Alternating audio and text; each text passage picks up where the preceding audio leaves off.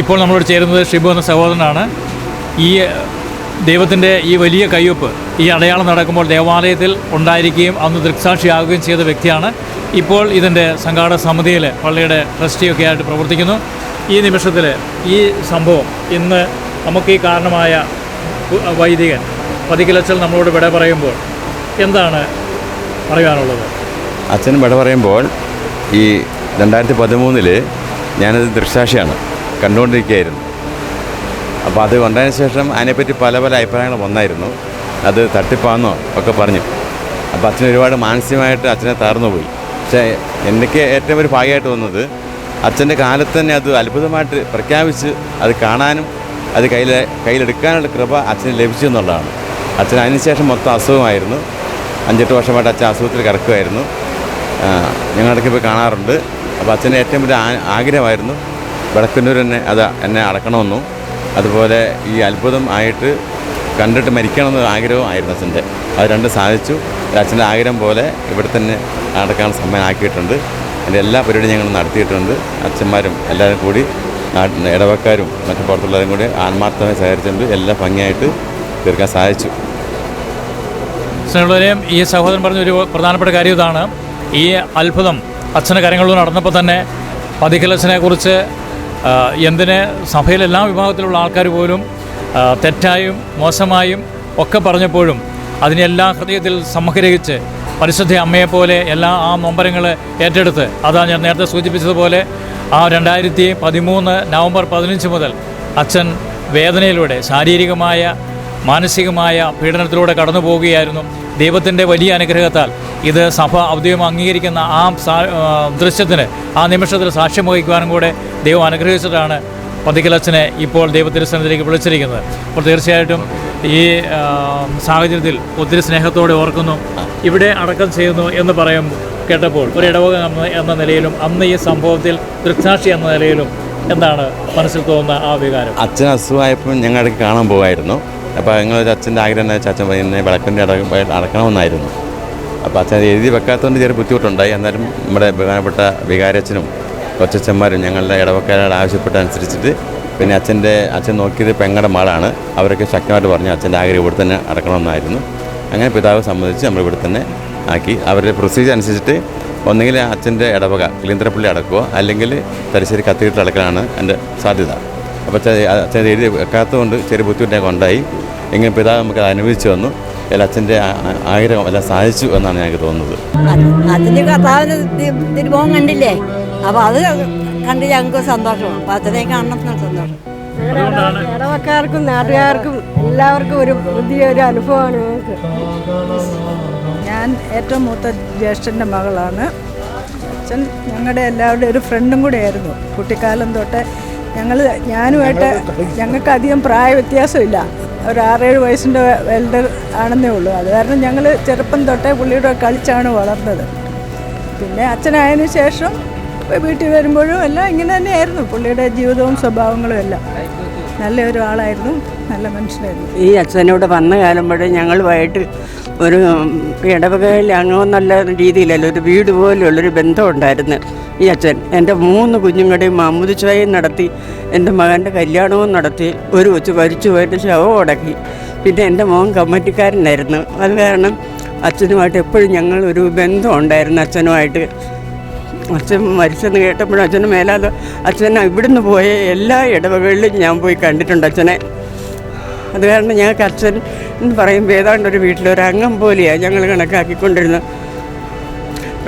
അച്ഛൻ്റെ ഇടയ്ക്ക് സംസാരിക്കാൻ തന്നെ ഞങ്ങൾക്ക് പേടിയായിരുന്നു. എന്നാന്ന് ചോദിച്ചാൽ വലിയ നിർബന്ധങ്ങളും വലിയ ആചാരാനുഷ്ഠാനങ്ങളൊക്കെ കാണിക്കും. നമ്മൾ ഇതെല്ലാം പഠിച്ചിട്ടാണ് സംസാരിക്കാൻ ചെന്നത്. അത് കാരണം അച്ഛൻ്റെ ഇടയ്ക്കിലൂടെ സംസാരിക്കുന്ന നേരത്തെ തന്നെ പുള്ളി ഒരു ക്ലാസ്സൊക്കെ എടുക്കുമായിരുന്നു. അങ്ങനെ ഈ പള്ളിമുറ്റത്ത് ഈ അച്ഛനുണ്ടായിരുന്നപ്പോഴത്തേക്ക് ഒരു മനുഷ്യൻ നിന്ന് വർത്തമാനം പറയുകയില്ല. ഞാൻ അത്രയ്ക്ക് സ്ട്രിക്റ്റായിരുന്നു. എല്ലാവർക്കും ഒരു ഭയഭക്തി ബഹുമാനം ഉണ്ടായിരുന്നു. അങ്ങനെ ഇപ്പോൾ നമ്മളൊരു സിസ്റ്റർ ഇവിടെ ചേരുകയാണ്. സിസ്റ്റർ ആലപ്പുഴയിലാണ്. സിസ്റ്ററിൻ്റെ വീട് ഇവിടെയാണ്. ആ ഒരു ബന്ധം വെച്ചിട്ടാണ്. സിസ്റ്ററെ, നമ്മുടെ പതിക്കലച്ഛൻ്റെ കരങ്ങളിൽ നിന്നും ആ തിരുവോസ്തി ഈശോയുടെ തിരുമുഖം പതിക്കുവാൻ വേണ്ടി ദൈവം അനുഗ്രഹിച്ചു. ആ അച്ഛൻ ഇന്ന് സ്വർഗത്തിലേക്ക് യാത്ര ചെയ്യുകയാണ്. ഈ സമയത്ത് സിസ്റ്ററിനെ എങ്ങനെയാണ് ഇവിടെ എത്തിച്ചേരുവാൻ ഇടയായതും അതിനെക്കുറിച്ചൊന്ന് പറയാമോ? പതിക്കലച്ചനോടുള്ള സ്നേഹവും ബഹുമാനം വിശുദ്ധമായ ജീവിതവും ആണ് എന്നെ ഇവിടെ എത്തിച്ചത്.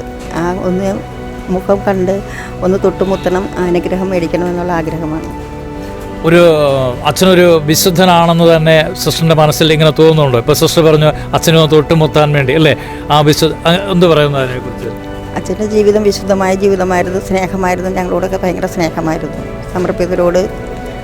സമർപ്പിത സംഗമത്തിൽ ഒരു ദിവസം ഞങ്ങൾ ഒന്നിച്ചു വരികയും ഞങ്ങളോട് സ്നേഹത്തോടു കൂടി പെരുമാറുകയും ഒരു പിതൃവാത്സല്യത്തോടുകൂടി സ്നേഹത്തോടുകൂടി ഞങ്ങളോട് ആശ്ലേഷിക്കുകയും സ്നേഹത്തോടുകൂടി സംഭാഷണം നടത്തുകയൊക്കെ ചെയ്തിട്ടുണ്ട്. വിശുദ്ധനായ ഒരു നമ്മുടെ വിശ്വാസ ജീവിതവുമായി ബന്ധപ്പെട്ട് എങ്ങനെ അത് വർദ്ധിപ്പിക്കുവാൻ വേണ്ടി സാധിക്കുന്നുണ്ട്? എങ്ങനെയാണ്? തീർച്ചയായും. കാരണം എന്ന് വെച്ച് കഴിഞ്ഞാൽ ഈ ലോകത്തിൽ നമ്മൾ കാണപ്പെടുന്നതും കാണപ്പെടാത്തതുമായ ഒരുപാട് കാര്യങ്ങളുണ്ട്. ദൈവം തമ്പുരാൻ നമുക്ക് അവസരങ്ങൾ ഒരുക്കിത്തരുന്നതാണ്. അത് മറ്റുള്ളവരിലൂടെയും അല്ലാതെയും പരിശുദ്ധാത്മാവ് ഇടപെടുന്ന ഒരു വേദിയാണിപ്പോൾ നമ്മൾ കാണാൻ സാധിക്കുന്നത്. അത് തീക്ഷ്ണമായി അതിനെ ആസ്വദിക്കുകയും അതിനെ തീക്ഷ്ണമായി വിശ്വസിക്കുകയും ചെയ്യുന്നവർക്ക് മാത്രമേ അത് ഉൾക്കൊള്ളാൻ കഴിയുകയുള്ളൂ. അതാണ് അതിൻ്റെ യാഥാർത്ഥ്യം. ഇപ്പോൾ നമ്മളോട് ചേരുന്നത് തലശ്ശേരി അതിരൂപതയിലെ മോൺസിഞ്ഞോർ സെബാസ്റ്റ്യൻ പാലാക്കുടി അച്ഛനാണ്. അച്ഛാ, പതിക്കലച്ഛൻ്റെ ദേഹവിയോഗത്തിൽ ദുഃഖാർദ്ധരായിരിക്കുവാണ് ഈ ജനം മുഴുവനും. പക്ഷേങ്കിലും ഒരു പ്രത്യാശയുടെ ഒരു വലിയ സാക്ഷ്യം നമുക്ക് അച്ഛനോട് ദർശിക്കുവാൻ വേണ്ടി സാധിക്കുന്നു. ഈ നിമിഷത്തിൽ അച്ഛന് ഞങ്ങളോട് പറയാനുള്ളത് എന്താണ്? വെളിപാട് പുസ്തകം 2-ാം അധ്യായം 10-ാം തിരുവചനത്തിൽ മരണം വരെ നീ വിശ്വസ്തനായിരിക്കുക, ജീവൻ്റെ കിരീടം നിനക്ക് ലഭിക്കും എന്ന വചനമാണ് നമുക്ക് ഇപ്പോൾ ആശ്വാസമായിട്ടുള്ളത്. കാരണം ബഹുമാനപ്പെട്ട തോമസ് പതിക്കലച്ഛൻ കഴിഞ്ഞ 48 വർഷക്കാലത്തെ പൗരോഹിത്യ ജീവിതത്തിലൂടെയും 73 വർഷക്കാലം ദൈവം നൽകിയ ഈ ലോകത്തിൽ വസിക്കുവാനുള്ള അസുലഭ ഭാഗ്യം ലഭിച്ചപ്പോഴും കുടുംബാംഗങ്ങളോടും സഭയോടും അതിരൂപതയോടും ദൈവജനത്തോടും തന്നെ ഏൽപ്പിച്ച ഉത്തരവാദിത്വം ഏറ്റവും വിശ്വസ്തയോടുകൂടെ ജീവിച്ചു എന്നുള്ളത്, ഏറ്റവും വലിയ വിശുദ്ധിയോടുകൂടെ ജീവിച്ചു എന്നുള്ളതും തലശ്ശേരി അതിരൂപത വൈദികരായ ഞങ്ങൾക്കും ദൈവജനത്തിനും ഏറെ അഭിമാനകരമായ കാര്യമാണ്. അച്ഛൻ്റെ ദേഹവിയോഗത്തിൽ തീർച്ചയായും ഞങ്ങൾക്ക് അതീവ ദുഃഖമുണ്ട്. ഇന്ന് വിശുദ്ധ കുർബാന 2013 നവംബർ 13-ാം തീയതി അച്ഛൻ വിശുദ്ധ കുർബാന മധ്യേ എടുത്ത് ഉയർത്തിയപ്പോൾ ഈശോയുടെ തിരുമുഖം ആ തിരുവോസ്തിയിൽ പതിഞ്ഞ് സർവ്വ മനുഷ്യ മനസ്സുകൾക്കും ഒരിക്കൽ കൂടി ഈശോയുടെ സജീവമായ സാന്നിധ്യമാണ് വിശുദ്ധ കുർബാനയിൽ ഉള്ളത് എന്ന് അനുഭവിക്കുവാനും ആ വിശ്വാസത്തിൽ ആഴപ്പെടാനും സർവ്വ മനുഷ്യർക്കും സാധിച്ചു എന്നുള്ളതും ഇതിനുള്ള ഭാഗ്യം ലഭിച്ചതും അച്ഛന് മാത്രമാണ്. തീർച്ചയായും അച്ഛൻ ജീവിച്ചിരുന്ന കാലത്തും ഇപ്പോൾ ഒരു വിശുദ്ധനാണ് എന്ന് ഞങ്ങൾ ഉറച്ച് വിശ്വസിക്കുന്നു. അച്ഛൻ്റെ വലിയ പൗരോഹിത്യ ജീവിതം വലിയ തീക്ഷ്ണതയുടേതായിരുന്നു, വലിയ സഹനത്തിൻ്റെതായിരുന്നു, വലിയ സ്നേഹത്തിൻ്റെതായിരുന്നു. ഏവർക്കും അനുകരണീയമായ മാതൃകയും ഏവർക്കും വിശിഷ്യ തലശ്ശേരി അതിരൂപതയ്ക്ക് വലിയ അഭിമാനവും വലിയ അനുഗ്രഹവും ദൈവം നൽകിയ ഒരു അസുലഭ സമ്മാനവുമായിട്ടാണ് ഞങ്ങൾ അച്ഛനെ കാണുന്നത്. അച്ഛനെ നിത്യ സൗഭാഗ്യം ഞങ്ങൾ ആശംസിക്കുന്നു. ഈ ആയിരക്കണക്കിന് ജനം ഇന്ന് ഇവിടെ തടിച്ചു കൂടുമ്പോൾ അച്ഛൻ്റെ ശുശ്രൂഷ എന്തുമാത്രം ഈ ദൈവജനം അച്ഛനെ സ്നേഹിച്ചിരുന്നു എന്നുള്ളതിൻ്റെ അടയാളവുമാണ്. അതുപോലെ തന്നെ അച്ഛനും ദൈവജനത്തിന് വേണ്ടി ആത്മാർപ്പണം ചെയ്യുകയും ദൈവജനത്തെ ദൈവോന്മുഖമായും സഹോദരന്മുഖമായും നയിക്കുകയും ചെയ്തു.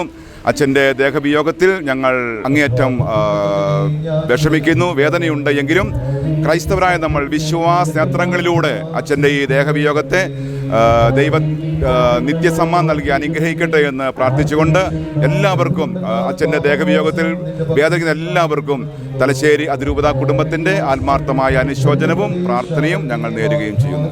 അച്ഛാ, അതോടൊപ്പം തന്നെ ഈ 2013 നവംബർ 15-ാം തീയതി ഈ അടയാളം അച്ഛനിലൂടെ നടന്നപ്പോൾ അച്ഛൻ സഹനത്തിൻ്റെ മേഖലയിലൂടെ കടന്നു പോരുകയായിരുന്നു എന്ന് മനസ്സിലാക്കാൻ സാധിക്കുന്നു, മാനസികവും ശാരീരികവും വേദനയിലൂടെ.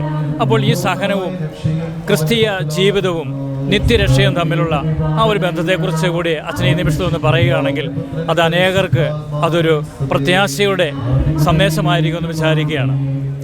നമുക്കറിയാം അച്ഛൻ്റെ ജീവിതത്തിൽ ബേബി സാർ സൂചിപ്പിച്ചതുപോലെ ഒത്തിരിയേറെ സഹനങ്ങളിലൂടെ കടന്നു പോകേണ്ടി വന്നിട്ടുണ്ട്. പ്രത്യേകിച്ചും ഈ ഒരു തിരുവോസ്തിയിൽ പരിഞ്ഞ എന്ന് പറയുമ്പോൾ അത് ആരംഭ കാലഘട്ടത്തിലൊക്കെയും ഏവർക്കും വിശ്വസിക്കാനായിട്ട് വളരെയേറെ പ്രയാസമുണ്ടായിരുന്നു. അതുകൊണ്ട് അതിനകത്ത് എന്തെങ്കിലും കൃത്രിമം കാണിച്ചിട്ടുണ്ടോ എന്ന ചിന്ത പലരെയും അലട്ടിയിരുന്നു. എന്നാൽ പതിക്കലച്ഛനെ അടുത്തറിയാവുന്ന എല്ലാവർക്കും അറിയാം അച്ഛൻ അങ്ങനെയൊരു കൃത്രിമം കാണിക്കുന്ന ആളല്ല. അച്ഛൻ എപ്പോഴും വിശ്വാസ നേത്രങ്ങളിലൂടെ ജീവിതത്തെ കാണുകയും തീർച്ചയായും വിശ്വാസൂന്നിയ ഒരു ജീവിതമാണ് അച്ഛൻ നയിച്ചത്. അച്ഛൻ ഈ സഹനം ഉണ്ടായപ്പോൾ അച്ഛൻ ക്രൂശിതനായ ഈശോയാണ് ചേർത്ത് നിർത്തിയത്. അച്ഛൻ പറഞ്ഞു, എൻ്റെ ജീവിതത്തിൽ ഞാൻ ഏറെ സഹനങ്ങളിലൂടെ കടന്നു പോകുന്നുണ്ട്, എങ്കിലും ക്രൂശിതനായ ഈശോയുടെ തിരുമുഖത്തേക്ക് നോക്കുമ്പോൾ ഈ സഹനമൊന്നും സഹനമല്ലാതായി വരുന്നു. കാരണം ഈശോ സത്യത്തിന് വേണ്ടി നിലകൊണ്ടു. ആ സത്യത്തെ തെറ്റിദ്ധരിച്ചുകൊണ്ട് പലരും ദുർവ്യാഖ്യാനങ്ങൾ നടത്തിയിട്ടുണ്ട്. ജീവിച്ചിരുന്നപ്പോൾ തന്നെ ഈശോയ്ക്കെതിരായിട്ട് എന്തുമാത്രം ദുരാരോപണങ്ങളാണ് നമ്മൾ തിരുവനന്തപുരത്തൂടെ കണ്ടുമുട്ടുക.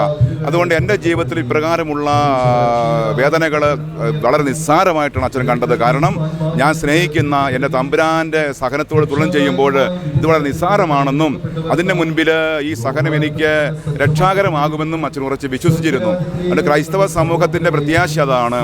നമ്മുടെ ജീവിതത്തിലുണ്ടാകുന്ന സഹനങ്ങൾ രക്ഷാകരമാക്കി മാറ്റുവാൻ ഈശോയുടെ ക്രൂശിത മുഖത്തേക്ക് നോക്കുക.